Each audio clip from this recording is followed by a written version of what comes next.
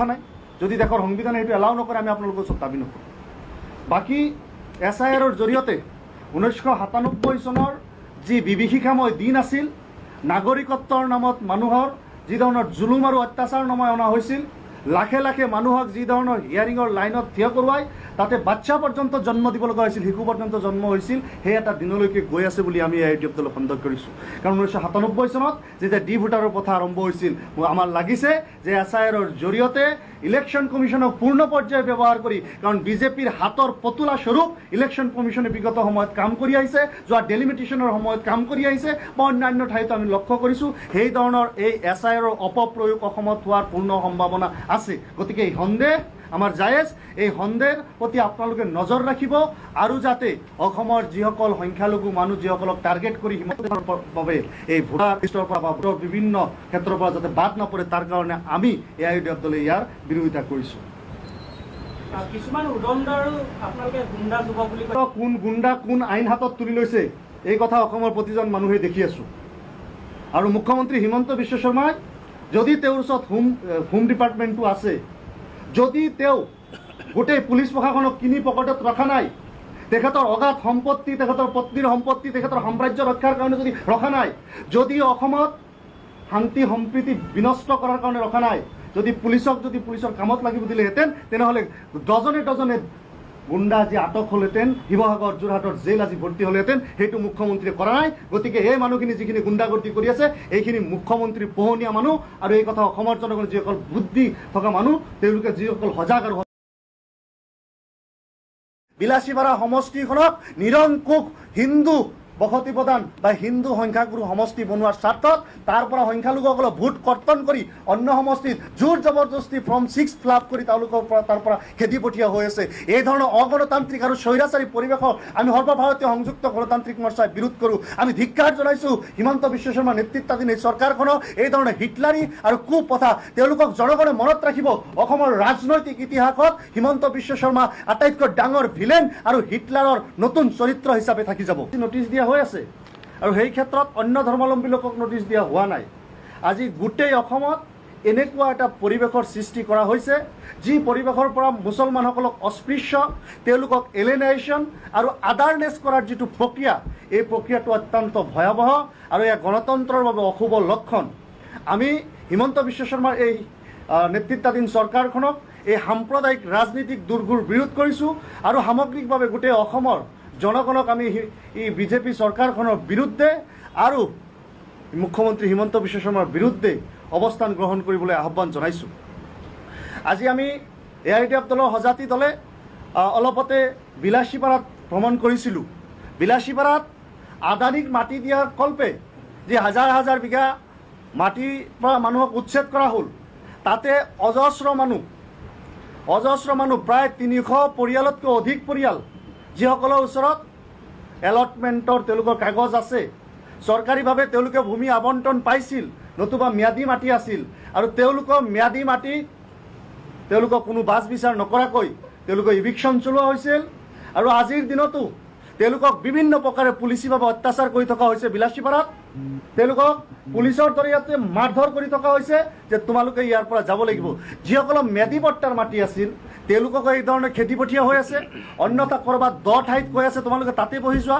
এই ধৰণৰ অমানৱীয় কাৰ্যকলাপে অসম চৰকাৰখনৰ তেওঁলোকৰ যি বিভৎস চৰিত্ৰ সেই চৰিত্ৰক পৰিস্ফুট কৰিছে আমি অসম চৰকাৰক আহ্বান জনাইছোঁ যিসকলৰ ম্যাদী পট্টাৰ মাটি আছে তেওঁলোকক মাটি দিয়ক একেটা সময়তে আপোনালোকে ক্ষতিপূৰণৰ ব্যৱস্থা কৰক একেটা সময়তে যিসকল ভূমিহীন লোক তাতে বসবাস কৰি আছে যিসকল ভূমিহীন লোকৰ তেওঁলোকে যুগ যুগান্তৰৰ পৰা তেওঁলোকৰ পৰিয়ালৰ মাটি নাই বসবাস কৰিবলৈ এটুকুৰা ঠাই নাই তেওঁলোকক পুনঃসংস্থাপনৰ কাৰণে অতি ন্যূনতম পৰিমাণৰ হ'লেও মাটি দি তেওঁলোকক পুনঃসংস্থাপনৰ ব্যৱস্থা কৰিব লাগে এই সংক্ৰান্তত মই আমাৰ বিলাসীপাৰা পশ্চিম সমষ্টিৰ বিধায়কৰ হৈ তেখেতৰ প্ৰতিনিধি হিচাপে মই ক' ডিষ্ট্ৰিক্ট লেভেল লেণ্ড কৰিছোঁ আৰু এই বিষয়বিলাক যেতিয়া উত্থাপন কৰিছিলোঁ তেওঁলোকে দেখা গৈছে যে বিলাসীপাৰা প্ৰসংগত তেওঁলোকে খুব দুৰ্গম চৰাঞ্চলত তেওঁলোকে মাটি দিয়াৰ কথা কৈছে যে আমি চৰাঞ্চলত মাটি থৈ দিছোঁ য'ত চাৰিওপিনে নদী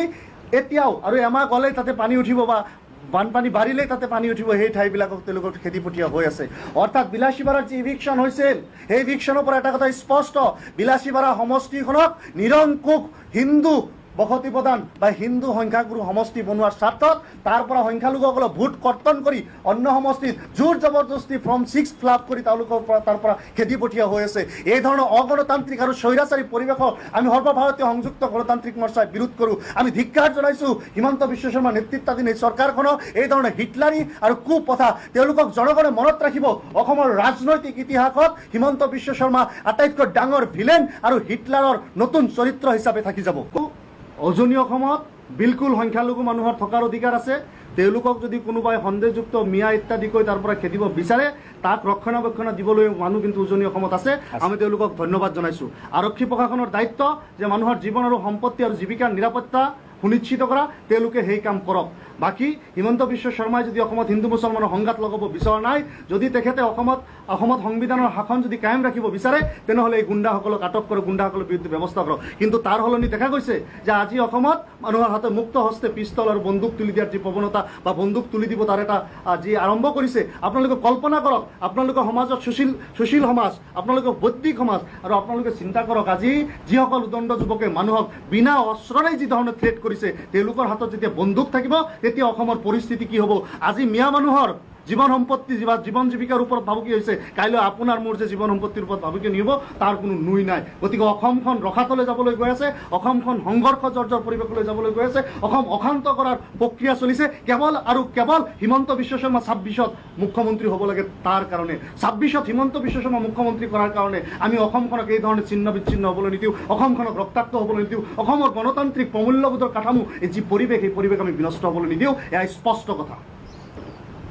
ঠিক আছে, এক হ'ল সন্দেহযুক্ত আৰু এটা হ'ল মিয়া। আজি উজনি অসমৰ বহুত মানুহক বুজাই দিয়া হয় মিয়া বুলি ক'লেই তেওঁলোকে বিদেশী। যিসকলে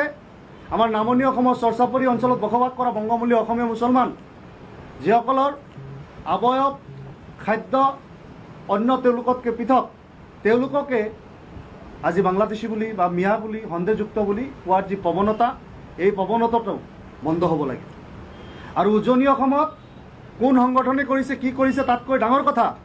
মুখ্যমন্ত্ৰী ডাঙৰীয়াৰ পোহনীয়া গুণ্ডা বাহিনীয়েও বহুতখিনি কৰি আছে। আৰু এই কথাখিনি অসমৰ ৰাইজে জল পটকৈ বুজি পায়। কোন কোন মুখ্যমন্ত্ৰীৰ পেইড আৰু স্পনচাৰ্ড বা পুহি ৰখা গুণ্ডা, এই কথাখিনি অসমৰ ৰাইজে কিন্তু বুজি পায়। আৰু যাৰ বাবে আমি সদৌতি সকলো পক্ষলৈ আমি আহ্বান জনাইছোঁ যে নাগৰিক হিচাপে যদি তেওঁলোকে পাবলগীয়া অধিকাৰ যিখিনি আছে, প্ৰতিজন নাগৰিকৰ অধিকাৰ ৰক্ষা আৰু সুৰক্ষা দিয়াটো আমাৰ প্ৰতিজন নাগৰিকৰ দায়িত্ব আৰু কৰ্তব্যৰ এটা অংশ। সেই হিচাপে যদি তেওঁলোকে উজনি অসমত শ্ৰম কৰি থাকিব পাৰে বা যদি তেওঁলোকে উজনি অসমত যদি মেহনত কৰাৰ অধিকাৰ আছে তেনেহ'লে আপোনালোকে দিয়ক, অন্যথাটো কথা নাই। যদি দেশৰ সংবিধানে সেইটো এলাও নকৰে আমি আপোনালোকৰ ওচৰত দাবী নকৰোঁ। বাকী SIRৰ জৰিয়তে 1997 চনৰ যি বিভীষিকাময় দিন আছিল, নাগৰিকত্বৰ নামত মানুহৰ যি ধৰণৰ জুলুম আৰু অত্যাচাৰ নমাই অনা হৈছিল, লাখে লাখে মানুহক যি ধৰণৰ হিয়াৰিঙৰ লাইনত থিয় কৰোৱাই তাতে বাচ্চা পৰ্যন্ত জন্ম দিব লগা হৈছিল, শিশু পৰ্যন্ত জন্ম হৈছিল, সেই এটা দিনলৈকে গৈ আছে বুলি আমি এই ইউটিউব দলত সন্দেহ কৰিছোঁ।